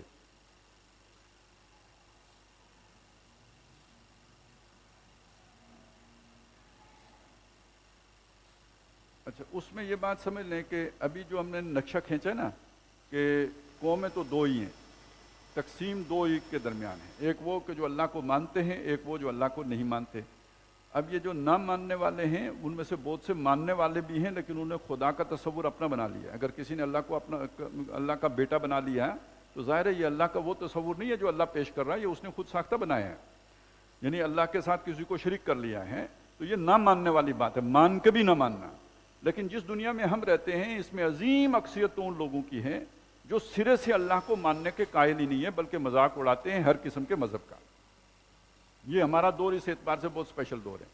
پہلے یہ مذاق اڑانے والے آٹے میں نمک کے برابر ہوتے تھے اور کونوں خدروں میں ہوتے تھے، مین سٹریم میں نہیں ہوتے تھے، ایون اقتدار میں بھی نہیں ہوتے تھے۔ اب وہ لوگ ہیں جو اقتدار میں ہوتے تھے وہ نبیوں کا مذاق تو ضرور اڑاتے تھے، اللہ کا نہیں اڑاتے تھے۔ اور لیکن اب وہ لوگ ہیں کہ جو تصور یہ دنیا میں گاڈ لیس سوسائٹی ہے، خدا کو مانتے ہی نہیں ہیں، وہی لوگ اقتدار میں ہیں، وہی اس وقت انفلوئنشل ہیں کہ جو بالکل سرے سے ان باتوں کو خرافات کہتے ہیں، توہمات کہتے ہیں، سپرسٹیشنز کہتے ہیں، مانتے ہی نہیں سرے سے، مذہب کو افیون مانتے ہیں اور فرسودہ لوگوں کی بات مانتے ہیں۔ یہ لوگ اقتدار میں، ہم رخصت ہوئے اور انہیں سنبھالی دنیا، پھر نہ کہنا ہوئی توحید سے خالی دنیا، اب تو اللہ ہی سے خالی ہو گئی۔ تو یہ ان لوگوں کا جو ایک معاملہ ہے نا، وہ دنیا کو دیکھنا مفادات کی نظر سے، دنیا کو دیکھنا فائدے کی نظر سے، یہ اصول، ضابطہ، اخلاق، یہ ان کے ہاں کوئی شے نہیں ہوتی، یہ ریلیٹیوز ہوتے ہیں، یہ ریلیٹیو ہوتے ہیں۔ کبھی ضرورت پڑی تو اپنے لیے تو استعمال کر لیے، دوسرے پر ہاتھ چلانا ہو گیا تو ادھر سائڈ پر رکھ دیے، یہ ان کا طریقہ واردات ہوتے ہیں۔ لیکن یہ کہ اللہ تعالیٰ کا بھی اپنا ایک نظام ہے، اس کلمہ توحید کو ختم تو نہیں کیا جا سکتا۔ دنیا میں اللہ تعالیٰ نے یہ جو مشرق وسطیٰ کو حیثیت دی ہے نا، یہ ایک تو کاروان روٹ ہے، یعنی یہ پوری دنیا کی تجارت یہاں سے، اوپر سے یہ کہ یہاں پہ معدنیات، تیل کے ذخائر، یہ ساری چیزیں آ گئی، ایک خاص اہمیت بن گئی۔ یہاں پہ جو امت بیٹھی ہوئی ہے یا جو لوگ بیٹھے ہوئے ہیں وہ بہرحال چلیں، آپ ان کے حکمرانوں کو جتنا بھی اپنے رستے پہ لگا لیں، لیکن عوام کے اندر وہ جذبات اپنی جگہ پہ برقرار رہتے ہیں، اللہ رسول والے آخرت والے وہ چیزیں رہتی ہیں۔ اور سب سے بڑھ کر یہ کہ یہیں پہ مقدسات بھی ہیں، بیت اللہ بھی یہاں پہ ہے اور بیت المقدس بھی یہاں پہ ہے، مسجد نبوی بھی یہاں پہ ہے، اور یہ جو قرآن مجید نے جن انبیاء کا ذکر کیا وہ سارا علاقہ یہ ہے۔ تو یہ جو سارے مقدسات ہیں تو اس نے اس چیز کو بہت نازک کر دیا ہے کہ یہاں پہ وہ ساری خرافات نہیں ہو سکتی جو باقی دنیا میں ہو رہی ہیں، وہ یہاں ممکن نہیں ہے، آپ جتنی بھی کوشش کریں تو جذبات لوگوں کے مشتعل ہو جاتے ہیں۔ تو اب انہوں نے اور پھر یہ کہ ایک کانفلکٹ بھی ہے، مثلا یہ کہ اب آپ دیکھیں بیت المقدس کے اوپر ہمارا دعویٰ ہے کہ مسلمانوں کا ہے، یہودی کہتے ہیں کہ ہمارا ہے، اور ایک اور دعوے دار ہیں جو ابھی بولے ہی نہیں ہیں، وہ اندر ہی اندر ہیں، وہ عیسائی ہیں، کیونکہ یہودیوں سے کس نے چھینا تھا؟ عیسائیوں نے چھینا تھا۔ مسلمانوں نے جن سے حاصل کیا وہ عیسائی ہیں، یہودیوں سے تو ہم نے نہیں حاصل کیا۔ حضرت عمر رضی اللہ تعالیٰ عنہ آپ نے پڑھا ہوگا جو شام فتح کیا، تو ان کو بیت المقدس کی چابیاں کس نے دی تھی؟ یہودیوں نے دی تھی؟ نہیں، عیسائیوں نے دی تھی۔ تو یہودیوں سے کس نے چھینا؟ رومیوں نے چھینا جو مشرک تھے، بعد میں وہ سارے عیسائی ہو گئے۔ تو ہم نے یہودیوں سے نہیں چھینا تھا، ہم نے تو عیسائیوں سے لیا تھا۔ پھر جو صلیبی جنگیں ہوئیں وہ ساری کی ساری ہماری عیسائیوں کے ساتھ ہوئی ہیں۔ تو بیت المقدس پہ جھگڑا۔ ایک چیز اور بھی ہے، مدینہ کے اوپر دعوے دار یہودی ہیں، وہ کہتے ہیں یہاں پہ ہم رہتے تھے، مسلمانوں نے ہمیں نکالا۔ اور میں یہ سمجھتا ہوں یہ بات کہ یہودیوں کو اصولاً مکے پر بھی دعویٰ کرنا چاہیے، اس لیے کہ جب وہ اس بات کے دعوے دار ہیں کہ ابراہیم کے دین کے اوپر ہم ہیں، تو یہ خانہ کعبہ کی تعمیر کس نے کی تھی؟ ابراہیم علیہ السلام نے کی تھی، تو پھر اس کو بھی وہ ماننا۔ جب وہ اسلام کو سرے سے نہیں مانتے تو خانہ کعبہ کے اوپر مسلمانوں کا حق کیسے تسلیم کر سکتے ہیں؟ بالکل نہیں کرنا چاہیے ان کو۔ تو وہ اگر آج نہیں بولتے تو نہ بولیں، کل بولیں گے، کیونکہ اس کے بغیر خود ان کی اپنی جو ہے نا وہ منطق ہی نہیں پوری ہوتی کہ ابراہیم کے دین پر ہم ہیں۔ اگر ان کا دعویٰ یہ ہے تو پھر ابراہیم کی ہر چھوڑی ہوئی جو دین کا شعیرہ ہے یا شاعر ہیں اس کے کسٹوڈین وہ بنیں گے۔ تو مکے پر بھی انہیں دعویٰ کرنا چاہیے، اور ان کے دل میں ضرور ہوگا، کریں گے۔ اب یہ وہ چیزیں ہیں کہ جنہوں نے صورتحال کو پیچیدہ بنا دیا، جو اس وقت اپنا ورلڈ آرڈر مسلط کرنا چاہتے ہیں، وہ اس کانفلکٹ کا کیا حل نکالیں، کیسے امن پیدا کریں اس خطے میں؟ تو انہیں ایک سوجھی ہے بات، وہ بات یہ ہے ابراہم اکارڈ، کہ یہ یہودی بھی ابراہیم علیہ السلام کو مانتے ہیں، عیسائی بھی ابراہیم علیہ السلام کو مانتے ہیں، مسلمان بھی ابراہیم علیہ السلام کو مانتے ہیں۔ تو یہ ابراہیمی مذاہب ہیں، تینوں کے تینوں ابراہیمی مذاہب ہیں، لہٰذا ان تینوں کو اس نقطے پر، یہ نقطہ مشترک کیا ہے؟ ابراہیم علیہ السلام۔ تو یہ تینوں کو اس بنیاد پر ایک دوسرے کے ساتھ اتحاد کرنا چاہیے، اتفاق کرنا چاہیے، مل جل کے رہنا چاہیے۔ عربوں کو تو یہ بھی سمجھایا ہوگا یار تم میں اور بنی اسرائیل میں فرق کیا ہے، کزنز ہو، اسحاق علیہ السلام کی اولاد وہ ہیں اور اسماعیل علیہ السلام کی اولاد تم ہو، تو تمہیں تو ایک بن کے رہنا چاہیے۔ تو باقی یہ ہے کہ مذہب کا یہ چھوٹا موٹا مسئلہ ہو گیا ہے، تو یہ تم سب کے امام ابراہیم علیہ السلام، تو ان پر چل کے جمع ہو جاؤ، اسحاق سے بھی آگے بڑھو، یعقوب سے بھی آگے بڑھو، اور ہمیں کہیں گے کہ تم نبی صلی اللہ علیہ وسلم سے آگے بڑھو، ابراہیم علیہ السلام تک پہنچو۔ یہ بات ذرا ذہن میں رکھ کر جب آپ سورہ بقرہ اور سورہ آل عمران پڑھیں گے آپ کے 14 طبق روشن ہو جائیں گے۔ یہاں قرآن کا مقدمہ ہی یہ ہے کہ یہ یہودی اور نصرانی ابراہیم کے طریقے پر نہیں ہیں، اور ابراہیم نہ یہودی تھے نہ نصرانی تھے، وہ مسلم تھے۔ ما کان ابراہیم یہودیا ولا نصرانیا ولکن کان حنیفا مسلما۔ ابراہیم نہ یہودی تھے نہ نصرانی تھے، وہ تو مسلم حنیف تھے یا حنیف مسلم تھے، یکسو ہو کر مسلمان تھے۔ اور ابراہیم کی اولاد میں کون آیا جی؟ پہلے وہ نبی چلے اسحاق علیہ السلام، پھر یعقوب علیہ السلام۔ تو جب یعقوب علیہ السلام قرآن ذکر کرتا ہے، آپ ادھر دیکھیں گے یہ کیوں دہرا دہرا کے اس بات کا ذکر ہو رہا ہے۔ آپ اس تناظر میں دیکھیں تو آپ کو سمجھ آئے گی کیوں ذکر ہو رہا ہے کہ یہ ابراہیم، جو یعقوب نے جو وصیت کی تھی وہ کس چیز کی وصیت کی تھی، اور ابراہیم نے کس چیز کی وصیت کی تھی اپنی اولاد کو؟ وَوَصَّىٰ بِهَا ابراہیم وَبَنِيهِ وَيَعْقُوبُ، اسی کی وصیت ابراہیم نے بھی کی تھی اور یعقوب نے بھی تھی۔ کس کی؟ وہ جو دعا مانگی ابراہیم علیہ السلام نے اور اسماعیل علیہ السلام نے مل کر، ربنا جعلنا مسلمین لک ومن ذریتنا امۃ مسلمۃ لک، یہ دعا مانگی ابراہیم اور اسماعیل نے. وَوَصَّى بِهَا ابراہیم بنیہ ویعقوب، اور ابراہیم نے اپنے ساری اولاد کو بھی اور یعقوب نے بھی اپنی اولاد کو علیہ السلام اسی کی وصیت کی تھی، اسی اسلام کی وصیت کی تھی. وَمَن يَرْغَبُ عَن مِّلَّةِ إِبْرَاهِيمَ إِلَّا مَن سَفِهَ نَفْسَهُ، کون ہوگا جو ابراہیم کے طریقے سے ہٹے گا سوائے اس کے کہ جو اپنے آپ کو بیوقوف بنائے. تو کس نے بیوقوف بنایا؟ یہودیوں نے بنایا. وصیت اسی کی ابراہیم اور یعقوب نے بھی کی تھی. ام کنتم شہداء اذ حضر یعقوب الموت، کیا تم ادھر کھڑے تھے جب یعقوب علیہ السلام کو موت آئی تھی، اور جب انہوں نے اپنی اولاد سے پوچھا تھا ما تعبدون من بعدی، میرے بعد تم کس کی عبادت کرو گے؟ قالوا نعبد الہک و الہ آبائک ابراہیم و اسماعیل و اسحاق الہا واحدا ونحن لہ مسلمون، اسی کے ہم مسلمان ہیں، فرما بردار ہیں، اسلام پر ہیں. یہ تو ایک لڑی پر کلیئر ہو گیا نا. اصل دین کون سا تھا؟ ابراہیم کا دین کون سا تھا؟ اسلام. یعقوب کا دین کون سا تھا؟ اسلام. وصیت اولاد کو کس کی کر کے گئے تھے؟ اسلام کی. یہ ایک لڑی پہ تو یہ بات ہو گئی. دوسری لڑی عیسیٰ علیہ السلام، آخری وہ جو آئے ہیں، وہاں سے عیسائیت کا آغاز ہوا نا، نصارہ وہاں سے بنے. ان پر جو اولین ایمان لائے وہ کون ہیں؟ جن کو قرآن کہتے ہیں حواری. قال الحواریون نحن انصار اللہ آمنا بھی، ہم ایمان لے آئے. واشہد بأننا مسلمون، تو بھی گواہ رہے کہ ہم مسلم ہیں.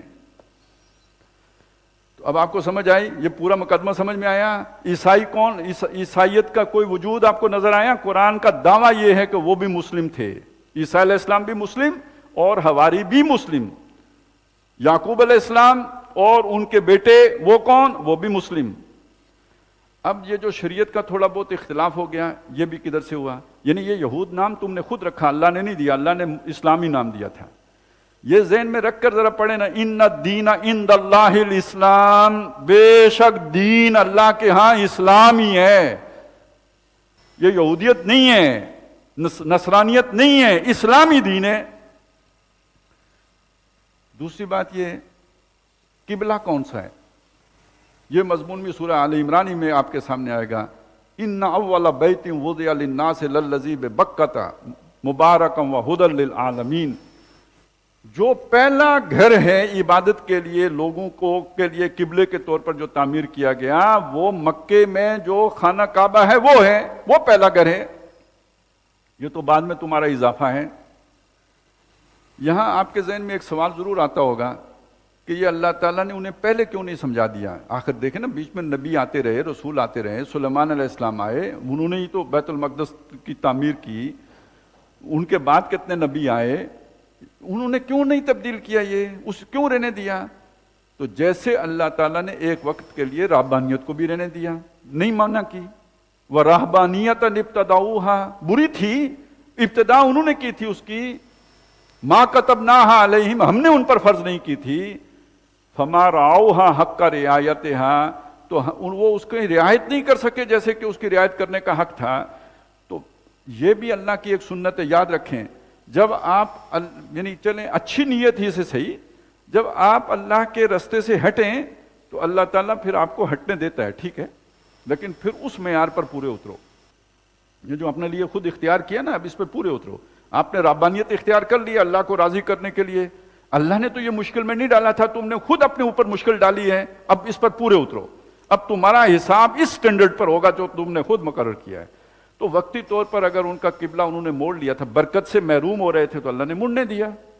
نولیہ ما تولا، ہم موڑ دیتے ہیں جدھر وہ مڑا، تو مڑنے دیا، نہیں روکا. اور اس دور کے ان کے اعمال بھی قبول ہوتے رہے. ٹھیک ہے، جن لوگوں نے پورے عمل کیے وہ قبول کر لے گا اللہ، کیونکہ اس نے روکا نہیں. لیکن جب آخری رسول آ گئے، جب اللہ کی ہدایت نے تکمیل تک پہنچنا تھا، صراط مستقیم واضح ہونی تھی، اب بھی نہ کھولتا تو کب کھولے گا؟ اب اصل دین ابراہیمی پر کون لے کے آیا واپس؟ محمد الرسول اللہ. نام بھی کیا؟ نہ یہود نہ نصرانی، بلکہ اسلام، جو کس کا نام دیا ہوا تھا؟ ابراہیم علیہ السلام کا، اور اللہ کا دیا ہوا ہے. قبلہ اول ویسے تو وہ جب ہم یہ قبلہ اول کہتے ہیں نا بیت المقدس کو، تو یہ اس معنی میں کہتے ہیں جب امت بننے کے بعد 15-16 مہینے میں نبی صلی اللہ علیہ وسلم نے ادھر نمازیں پڑھی ہیں. نہیں تو انسانیت کا قبلہ اول کون سا ہے؟ وہ بیت اللہ ہے، جو محمد رسول اللہ صلی اللہ علیہ وسلم کو قبلے کے طور پر دیا گیا. دن کون سا ہے جو مبارک ہے؟ وہ جمعے ہی کا دن ہے.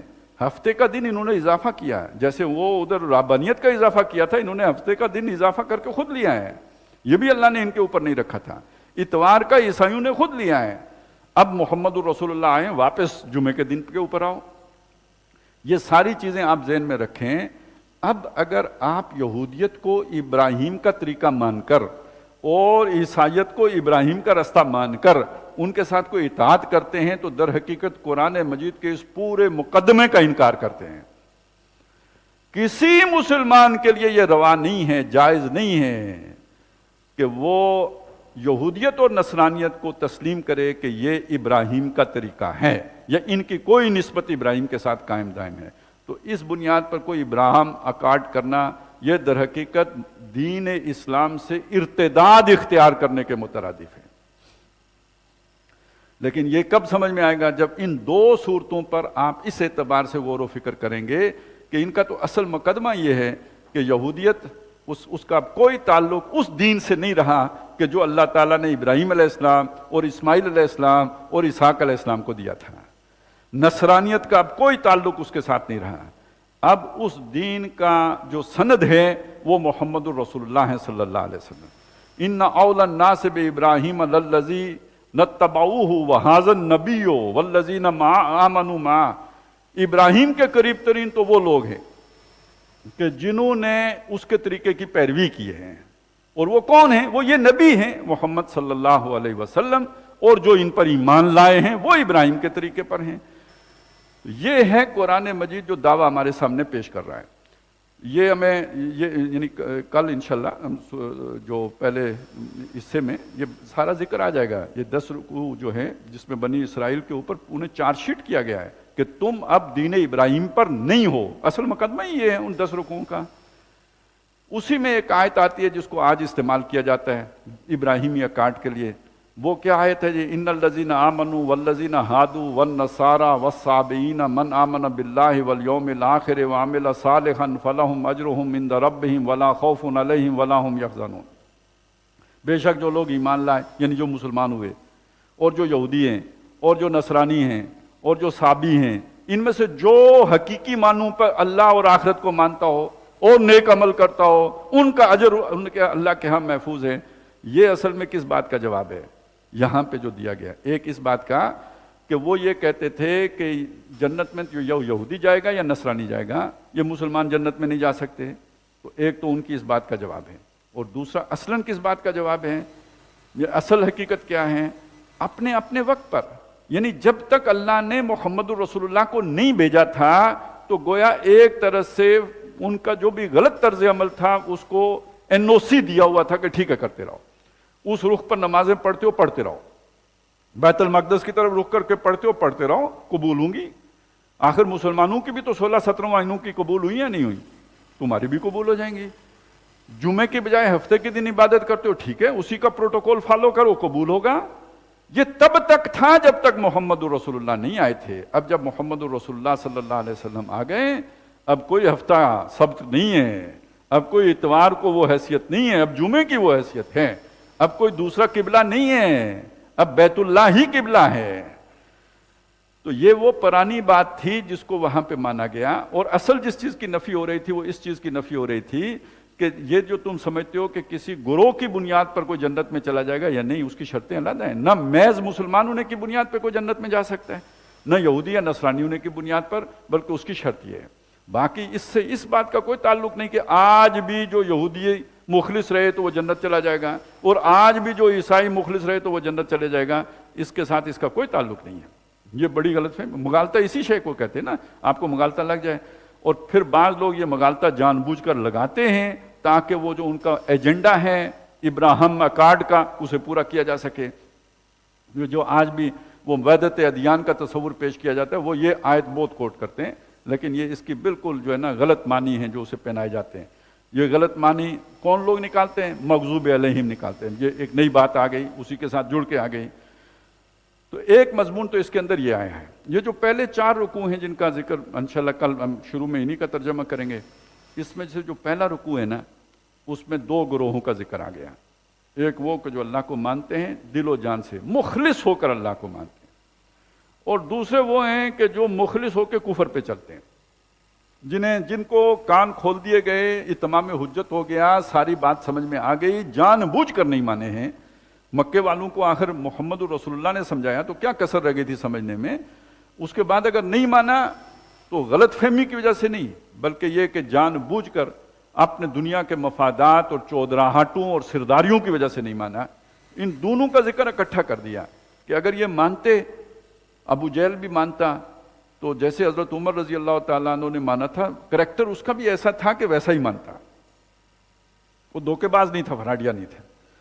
اس سے اگلا جو رکوع ہے اس میں اب یہاں پہ سمجھ لیجئے، خواہ کوئی عیسائی ہو، یہودی ہو خاص طور پہ، اور مسلمان، یہ تینوں پر اس دوسرے رکوع کا اطلاق ہو جائے گا۔ مانا ہے لیکن ڈنڈی ماریں، مانتے ہیں لیکن کرتے اپنی مرضی ہیں، زبانی کلامی مان لیا، عملاً اپنی مرضی چلائی۔ یہ دوسرے رکوع جسے ہم کہتے ہیں نا نفاق کا ذکر ہے، تو یہ صرف مسلمانوں میں سے جو منافق تھے ان کا ذکر نہیں ہے، یہ یہودی بھی تو یہی چیز تھے۔ دیکھیں نا، حضور صلی اللہ علیہ وسلم کے آنے سے پہلے ظاہر ہے جو شریعت موسوی تھی وہی تو یعنی اللہ کی طرف سے مستند تھی جو اس پر چل رہے ہیں۔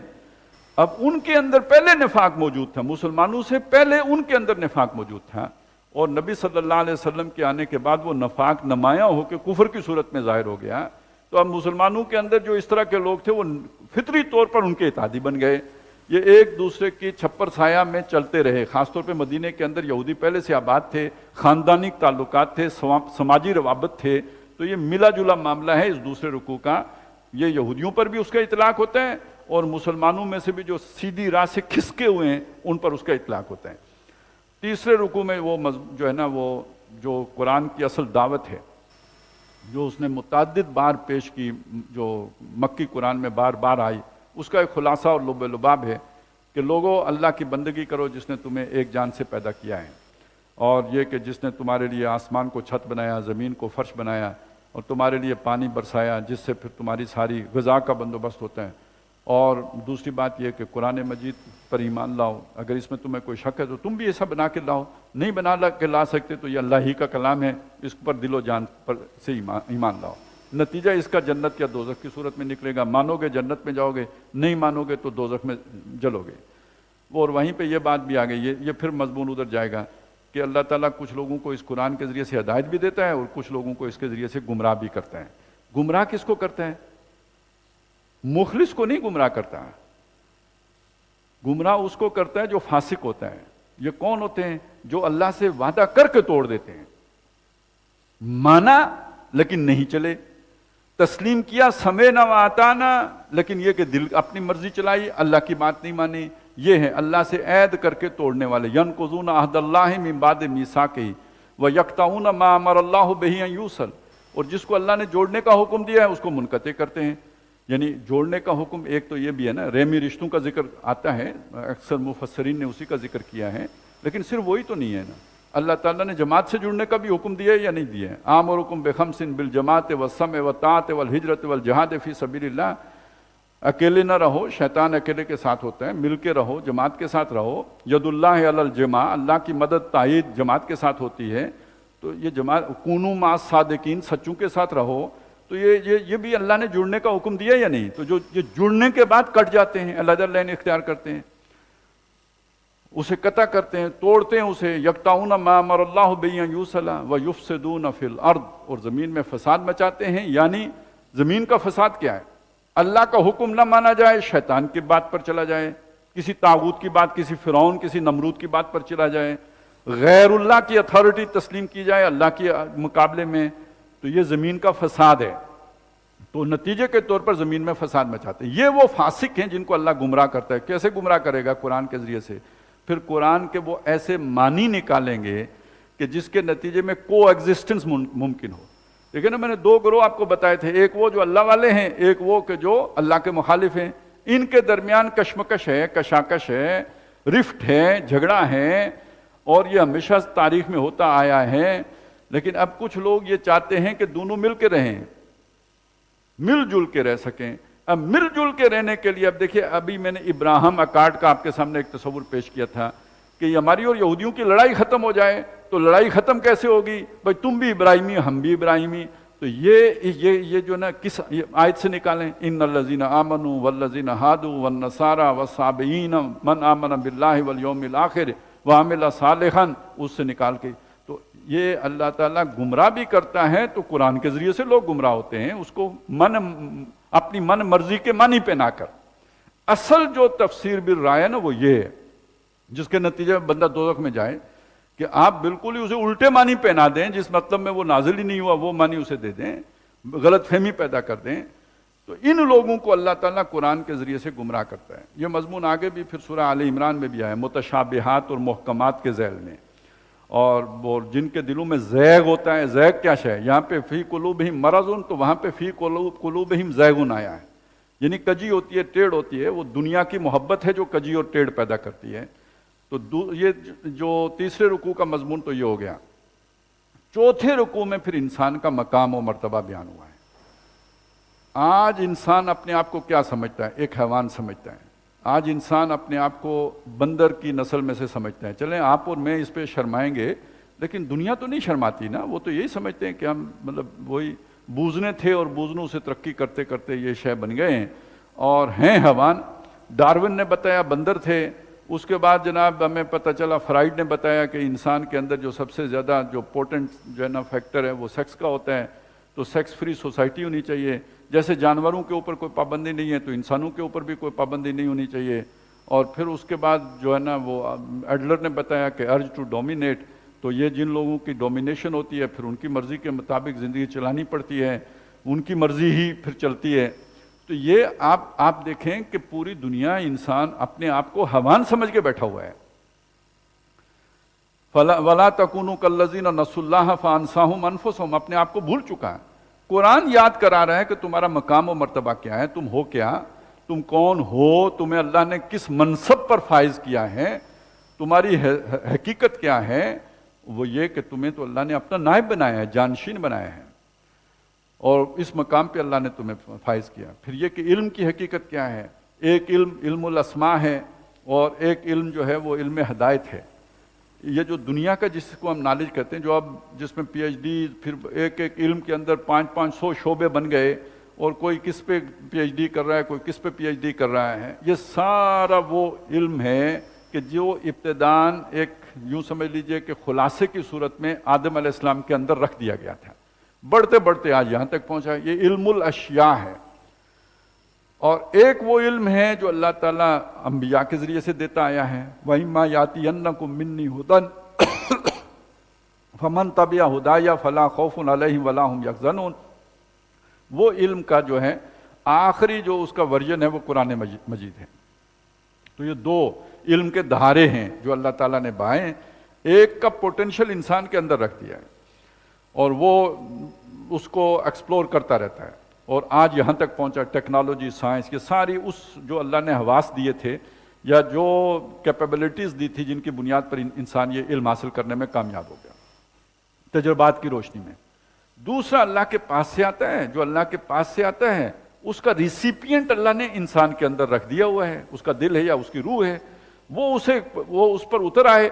تیرے ضمیر پہ جب تک نہ ہو نزول کتاب، گرا کشا ہے نہ راضی نہ صاحب کشاف. تو وہ گرا کھل جائے اگر، تو پھر اس کے بعد وہ ریسیو کرنے لگ جاتا ہے. یہ دوسرا علم ہے، اور اس کی جو سورس ہے وہ انسان کا دل ہے، دماغ سے پرے. وہ سیدھا جو ہے نا دل کے اوپر اترتا ہے، اور دل کی وہ کھل جائے آنکھ تو کار جہاں بانی سے ہے دشوار تر کار جہاں بینی. جگر خون ہو تو چشم دل میں ہوتی ہے نظر پیدا. یہ جو دنیا میں انسان کو اللہ تکلیفوں سے گزارتا ہے، مشکلات سے گزارتا ہے، یہ جو میں نے سنائی تھی آیتیں، وَلَنَبْلُوَنَّكُمْ بِشَيْءٍ مِّنَ الْخَوْفِ وَالْجُوعِ. تو یہ جو تکلیفیں آتی ہیں اس سے جگر خون ہوتا ہے نا. دنیا لٹتی ہے تو دل کی آنکھ کھلتی ہے، وہ اس کے بغیر نہیں کھلتی. رنج ملتا ہے، دکھ ملتا ہے، غم آتا ہے، تکالیف آتی ہیں، مصائب سے گزرتا ہے، کندن تب بنتا ہے، دل کی آنکھ تب کھلتی ہے۔ جگر خوں ہو تو چشم دل میں ہوتی ہے نظر پیدا، وہ نظر پیدا ہوتا ہے تو پھر جہاں کو انسان دیکھنے کے قابل بنتا ہے۔ ایک جہاں بانی ہے، اس کا انتظام و انصرام ہے، اس سے مشکل کام ہے اسے سمجھنا۔ تو سمجھنے کے لیے در حقیقت یہ جگر کا خون ہونا ضروری ہے۔ یہ اصل ہدایت ہے کہ انسان کو اللہ تعالیٰ گرم سرد چشیدہ بنا دے، اسے مشکل اور تکلیف دہ حالات سے گزار کر وہ کندن بنا دے، اس کی عقل کو پختہ کر دے، اس کی سوچ کو پختہ کر دے۔ یہ چوتھے رکوع کا مضمون ہے۔ یہ 4 رکوع جو ہیں ان میں یہ مکی قرآن کا گویا خلاصہ آ گیا۔ باقی اس کے بعد پھر یا بنی اسرائیل والی بات شروع ہو جائے گی، اور کوشش ہم کریں گے کہ کل پہلا حصہ مکمل کر سکیں۔ اقول قولی ھذا واستغفر اللہ لی ولکم ولسائر المسلمین والمسلمات۔